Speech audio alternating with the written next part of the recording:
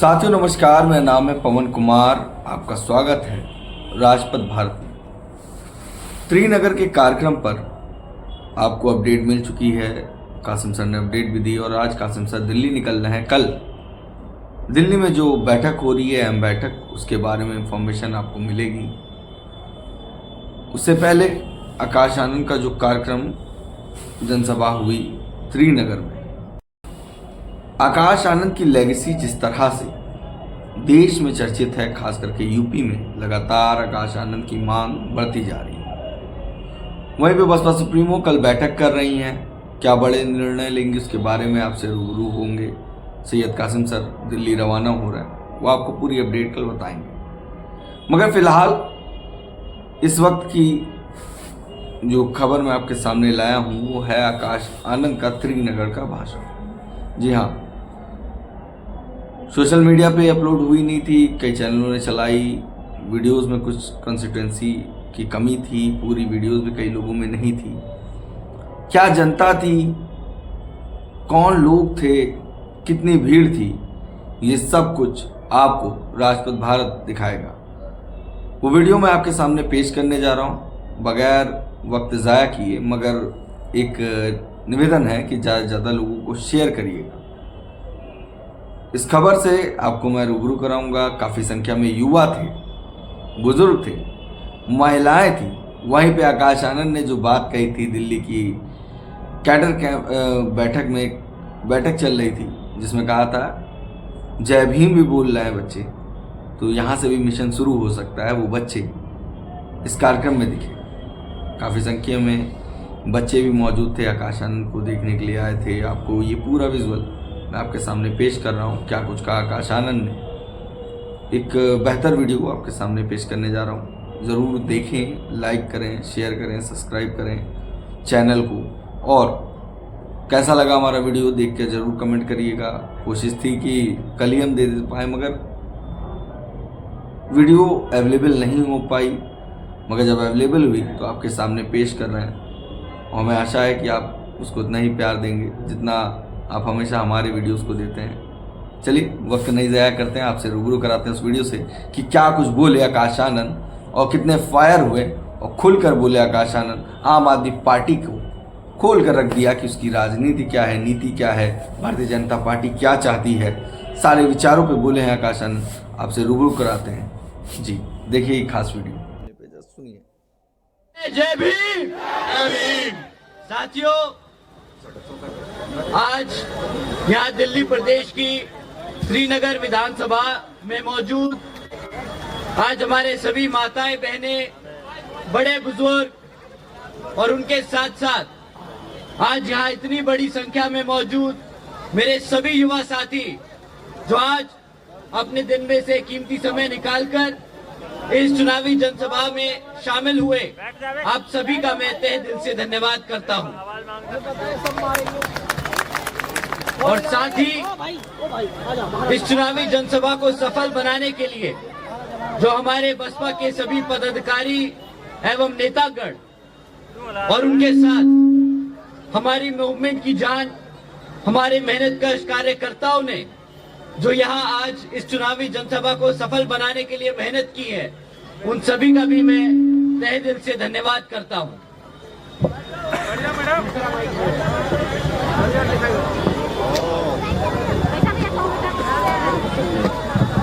आ जाएगी आवाज।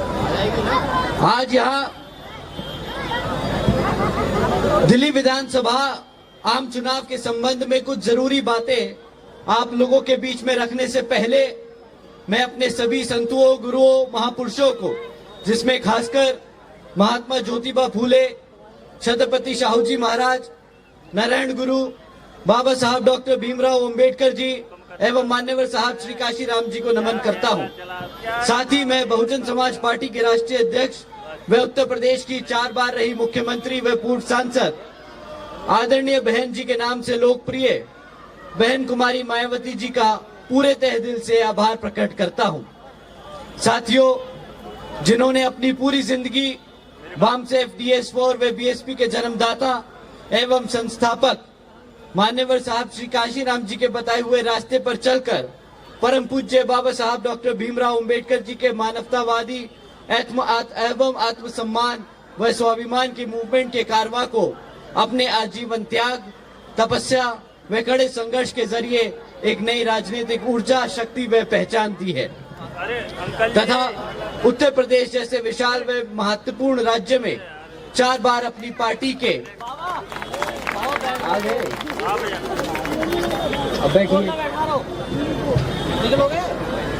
तथा उत्तर प्रदेश जैसे विशाल व महत्वपूर्ण राज्य में 4 बार अपनी बीएसपी के नेतृत्व में सरकार बनाकर खासकर बहुजन समाज के लिए एक ऐसी मिसाल बन गई है जिससे प्रेरणा लेकर करोड़ों लोग यहाँ दिल्ली में भी सामाजिक परिवर्तन व आर्थिक तरक्की के मिशनरी कार्य से जुड़ चुके हैं। इतना ही नहीं बल्कि मैं खुद भी उनके इस नेतृत्व से प्रभावित होकर बीएसपी मूवमेंट से जुड़ा हूं और उनके पद चिन्हों पर चलकर इस मिशनरी दायित्व, कर्तव्य व फर्ज को अपनी आखिरी सांस तक निभाने की पूरी कोशिश करता रहूंगा। साथियों, अब मैं आप लोगों से यहाँ विधानसभा आम चुनाव के संबंध में कुछ जरूरी बातें आप लोगों के बीच में रखना चाहता हूं। साथियों, जैसा कि आप जानते हैं कि आप दिल्ली में आम आदमी पार्टी पिछले 11 साल से सत्ता में आसीन है। 11 साल हो गए आम आदमी पार्टी को आप लोगों के ऊपर राज करते हुए, परंतु आज 11 साल बाद भी ना दिल्ली की जनता को पक्की सड़कें दे पाई आम आदमी पार्टी, ना साफ हवा दे पाई, ना साफ नलकों से पानी दे पाई और ना ही हमारे युवा साथियों के लिए रोजगार पैदा कर पाई। साथियों, इसने सिर्फ पिछले 11 सालों में आपको आपका ध्यान भटकाने के लिए चुनावी वादे तो खूब किए, धरना प्रदर्शन तो खूब किए, परंतु जमीनी हकीकत पे पिछले 11 साल में एक काम नहीं है जो आप लोगों के बीच में आकर ये आपको गिनवाने का काम कर सकती है। अब भी क्या केजरीवाल जी ने आपको अपनी किसी भी चुनावी जनसभा में एक बार भी बताया कि कितने उन्होंने यहाँ पे प्राइमरी स्कूल खोले, कितने दिल्ली में कॉलेजेस खोले, कितने बच्चों को रोजगार दिया? पिछले 2-2.5 महीने से जब से वो चुनावी जनसभा में व्यस्त हैं, एक भी चुनावी जनसभा नहीं जिसमें वो आकर आपसे सामने रूबरू होकर कभी भी आपको बताएं कि मैंने अपने बच्चों को यहाँ पर इतना रोजगार दिया है, इतनी नई नौकरियां दी, इतने नए पक्के मकान दिए, इतना साफ पानी के कनेक्शन देने का काम किया। साथियों, उन्होंने वादे तो खूब किए थे। उन्होंने कहा था कि दिल्ली में वर्ल्ड क्लास एजुकेशन सिस्टम बनाऊंगा, पर पिछले 11 साल में क्या हुआ? उन्होंने ये भी कहा था कि मैं 20 नए कॉलेजेस खोलूंगा, पर हकीकत ये है साथियों कि आज ना वो 20 कॉलेजेस खुले और प्राइमरी स्कूल्स, जो सरकारी स्कूलों की हालत है वो आप सब जानते हैं कितनी बदतर हो चुकी है। ना स्कूल्स में पढ़ाने के लिए टीचर्स हैं और ना टीचर्स के साथ बच्चे जिनको पढ़ने की जरूरत है उनको सही मायने में वो शिक्षा मिलती है। साथियों, एक तरफ वर्ल्ड क्लास एजुकेशन और 20 नए कॉलेजेस खोलने का वादा करते हैं और दूसरी तरफ ये हमारे जितने भी बच्चे 9th को पास या फेल करके गुजरते हैं, दूसरी तरफ 9th में फेल हुए बच्चे जबरदस्ती ओपन स्कूलिंग बोर्ड में डाल दिए जाते हैं। यहाँ जितने भी माँ बाप हैं जिनके बच्चे सरकारी स्कूल में पढ़ रहे हैं और 9th क्रॉस कर चुके हैं, वो जानते हैं कि अगर उनका बच्चा 9th पास ना कर पाया तो उन्हें जबरदस्ती ओपन स्कूल में दाखिला करा दिया जाता है। आप जानते हैं क्यों उन बच्चों को 9th में फेल होने के बाद ओपन स्कूलिंग में डाल देते हैं? क्योंकि इन्हें अपना खुद का रिपोर्ट कार्ड ठीक करना होता है। ये फिर न्यूज चैनलों पे जाकर बोलते हैं कि भाई हमारे बच्चे तो ट्रांसफर ले लेते हैं 9th के बाद ओपन स्कूल में, और जो बच्चे पास होते हैं उनका क्रेडिट खुद खा जाते हैं। क्योंकि एक बार अगर केजरीवाल जी ने बच्चे ओपन स्कूल बोर्ड में डाल दिए तो वो उनकी जिम्मेदारी नहीं होते कि वो बच्चे पास हो या फेल हो।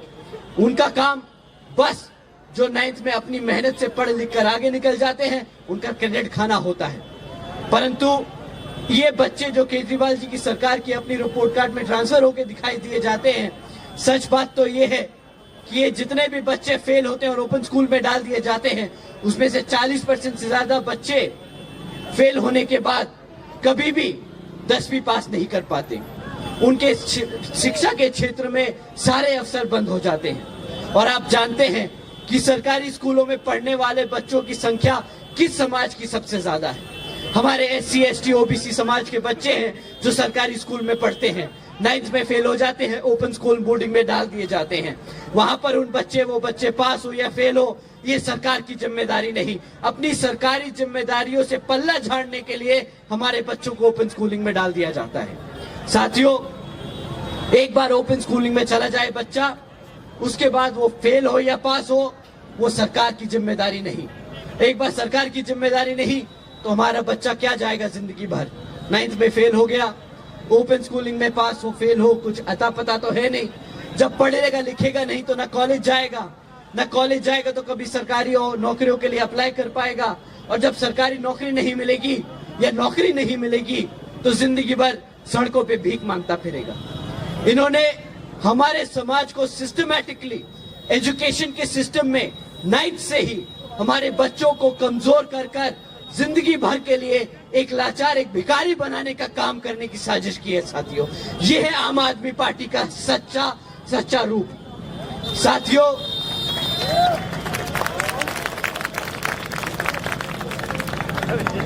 इन्होंने इतना ही नहीं, इन्होंने वादा किया था 2014 में जब पहली बार सत्ता में लड़ाई लड़ रहे थे कि 8 लाख नौकरियां देंगे। उसके बाद फिर 2022 के चुनाव में उन्होंने वादा किया था कि 20 लाख सरकारी नौकरियां देंगे। आप जानते हो हकीकत क्या है इस आम आदमी पार्टी की? इनकी हकीकत ये है कि आज मात्र 12,500 नौकरियां दी गई हैं पिछले 11 सालों में। मात्र 12,500 नौकरियां दी गई। इनसे कोई पूछे कि 22 लाख नौकरी का वादा करके अगर 12,500 नौकरी देनी थी तो भाई वादा ही क्यों किया? डे 1 से मुफ्त में जो आज की स्कीमें बांट रहे हो वही बांट लेते। 12,500 नौकरियां देने का कोई तुक बनता है? इतनी से इससे ज्यादा तो सेंटर की नौकरियां निकल आती हैं जो लोग अपने आप भर्ती हो जाते हैं। इन्होंने तो सिर्फ नौकरी के नाम पर हमारे समाज का मजाक उड़ाया है। साथियों, इतना ही नहीं, जो पक्की नौकरियां थी, आज 40% से ज्यादा पक्की नौकरियां जो आज से 11 साल पहले दिल्ली सरकार में पक्की नौकरियां हुआ करती थी, आज वो कॉन्ट्रैक्चुअल जॉब बना दी गई हैं, यानी कच्ची नौकरियां दे दी गई हैं। वो सरकारी नौकरी के नाम पर कच्ची नौकरियां देने का काम किया है।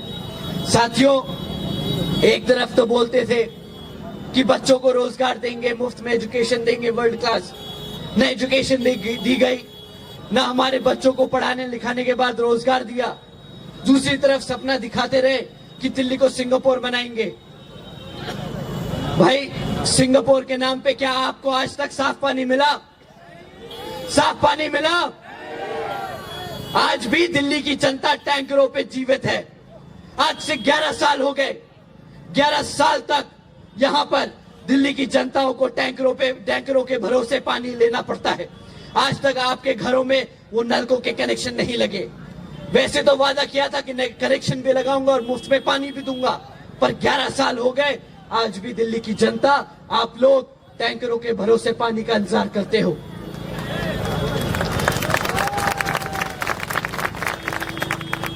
केजरीवाल जी तो एक नंबर के जोकर बन के रह चुके हैं। क्यों? वो हमें जोकर समझते हैं। वो समझते हैं कि दिल्ली की जनता को एक नया सपना दिखाऊंगा, दिल्ली की जनता उसको पूरा मान लेगी। उन्होंने एक जोक किया हमारे साथ, कहा कि दिल्ली को सिटी ऑफ लेक्स बनाऊंगा। दिल्ली की जनता को हम तालाबों का एक शहर बनाएंगे। वो पूरा भी किया उन्होंने वादा। बारिश होती है, दिल्ली की हर सड़क डूब जाती है, हर मोहल्ला डूब जाता है, और फिर बोलते हैं कि लो, मैंने दिल्ली को सिटी ऑफ लेक्स बना दिया।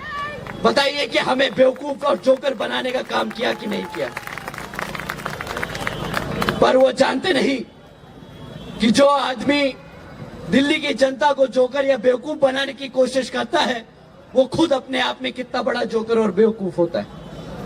क्योंकि दिल्ली की जनता भूलती नहीं, उसे याद है ये सारे वादे, और उसे याद है, वो जीता है, वो ये हर साल ये हकीकत जीता है जब उसके घरों में, उसकी झुग्गी झोपड़ियों में वो पानी भर जाता है, उसकी सड़कों के सामने, घर की सड़कों के सामने वो पानी डूब जाता है। साथियों, एक तरफ उन्होंने अपने उन्होंने ये भी वादा किया था कि फ्री वायर फ्री दिल्ली बना देंगे।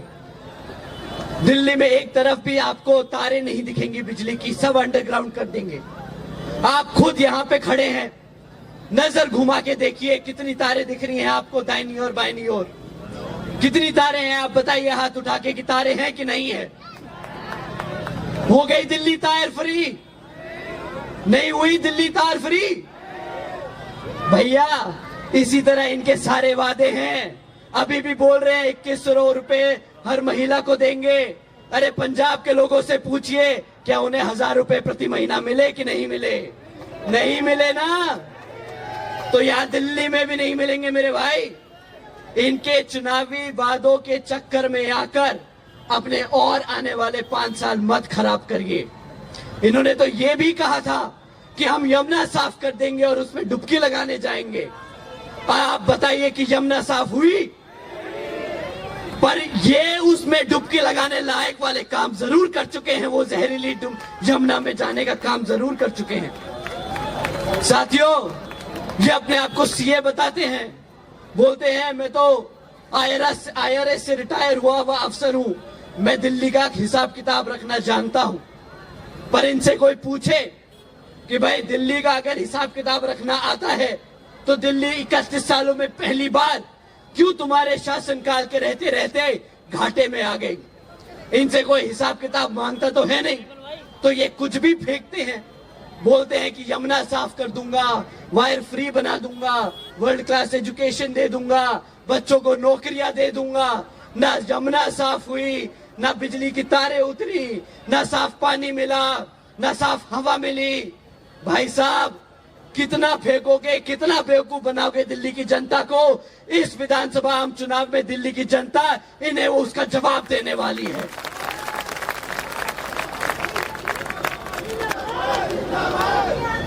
साथियों, इन्होंने सिर्फ एक वादा पूरा किया। कहते हैं कि मैं हर दिल्ली की जनता के, हर दिल्ली वासी को 200 यूनिट बिजली फ्री दूंगा। परंतु साथियों, उस 200 यूनिट बिजली की कीमत आप लोगों ने चुकाई है। आप लोगों को शिक्षा से, आपने वो खराब शिक्षा से चुकाई। आपने वो ना साफ पानी के मिलने से शिक्षा उसकी कीमत चुकाई, ना साफ हवा लेने पे आपने उसकी कीमत चुकाई, ना आपको नौकरियां मिली। वो है आपकी 200 यूनिट की बिजली की कीमत। साथियों,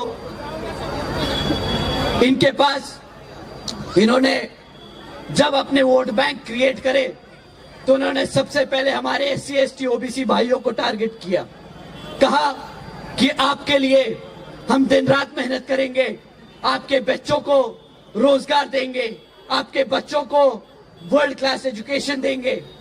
परंतु ना एजुकेशन दे पाए, ना रोजगार दे पाए, ना शिक्षा दे पाए। साथियों, पर एक बात बताइए, जिस दिल्ली की जनता में सबसे ज्यादा तादाद SC ST और OBC समाज की होती है, क्या उसको SC ST या OBC समाज का मुख्यमंत्री मिलना चाहिए कि नहीं? मिलना चाहिए कि नहीं? आम आदमी पार्टी और अरविंद केजरीवाल जी के पास मौका था, 11 साल थे कि वो एक SC या ST या OBC समाज से एक मुख्यमंत्री और उप मुख्यमंत्री बना सके। खुद तो जेल जा चुके हैं, खुद तो जेल के चक्कर काट आए।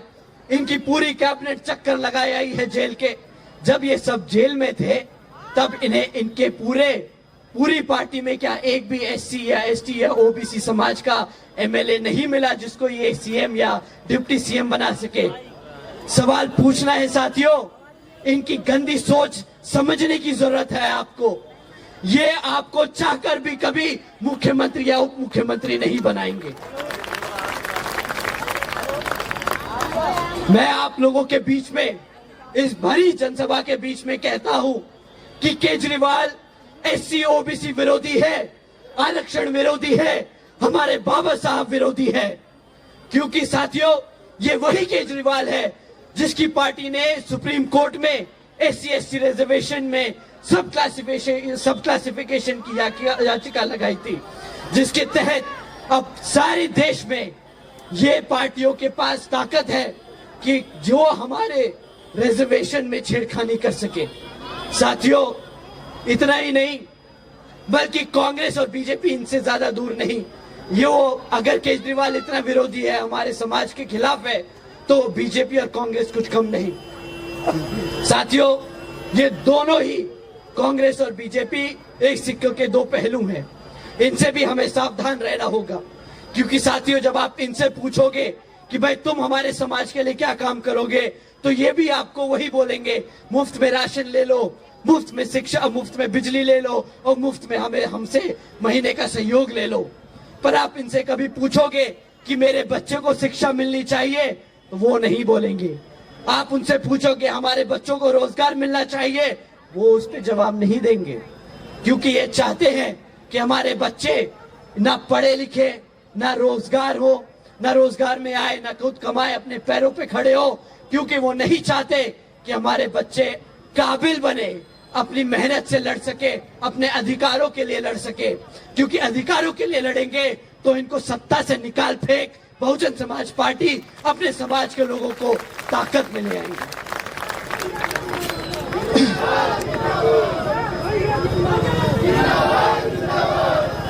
साथियों, एक तरफ ये आम आदमी पार्टी, बीजेपी और कांग्रेस जैसी पार्टियां हैं जो हमारे समाज के बार बार हमारे समाज का मजाक उड़ाती है, उनके जरूरतों के साथ, उनके इमोशंस के साथ खिलवाड़ करती है।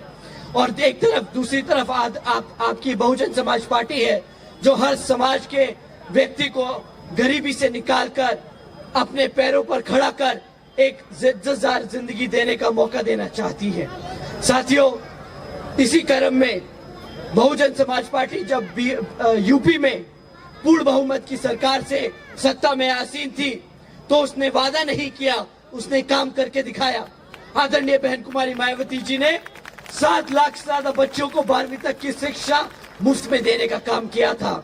इतना ही नहीं, उन्होंने हमारे बच्चों को पढ़ाने लिखाने के लिए 6 engineering colleges, 2 homeopathic colleges, 24 polytechnic colleges, 2 paramedical colleges, 6 world class universities, 200 से अधिक इंटर डिग्री कॉलेजेस, 100 से अधिक ITIs, 550 से ज्यादा हाई स्कूल और 5,500 से ज्यादा प्राइमरी स्कूल बनाने का काम किया।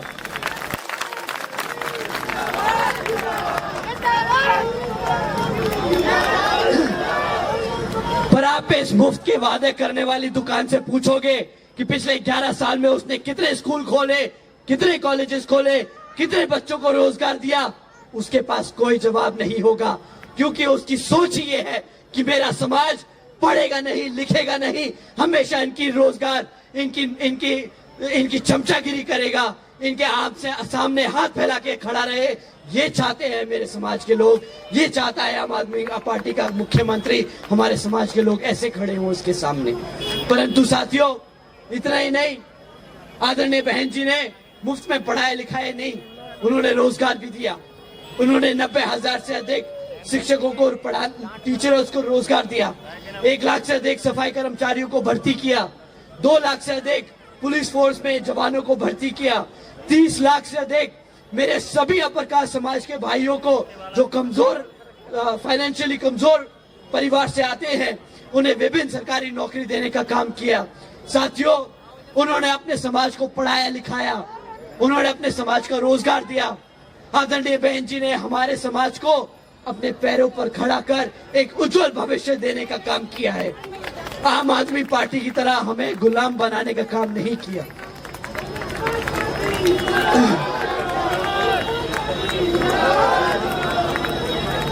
साथियों, इन्हीं जरूरी बातों के साथ ही अब मैं आप सभी लोगों से, खैर मैं क्या, मेरे और खासकर आदरणीय बहन कुमारी मायावती जी की भी यही विशेष अपील है कि इस विधानसभा आम चुनाव में आप सभी लोग हर मोर्चे पर सावधान रहे।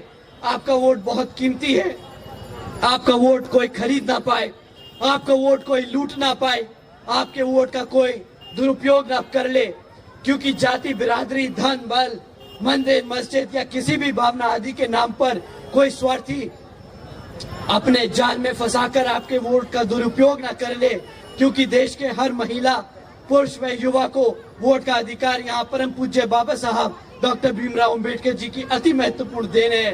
साथियों, अब समय आ गया है कमर कसने का, सत्ता छीनने का और आपको शासक बनने का। जय भीम, जय भारत।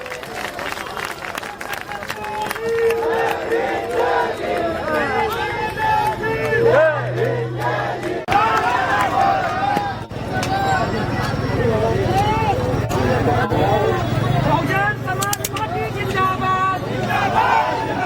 बहुजन समाज पार्टी जिंदाबाद। साथियों, आप लोग आए, आपका ये जोश जज्बा 5 तारीख तक बरकरार रहे और यकीनन 5 तारीख को आप वोट डालकर हाथी के निशान पर यहां से जिताई और विजयी बनाकर हाथी को भेजें। इसी आशा उम्मीद के साथ अपनी बात समाप्त करते हैं। जय भीम, जय भारत।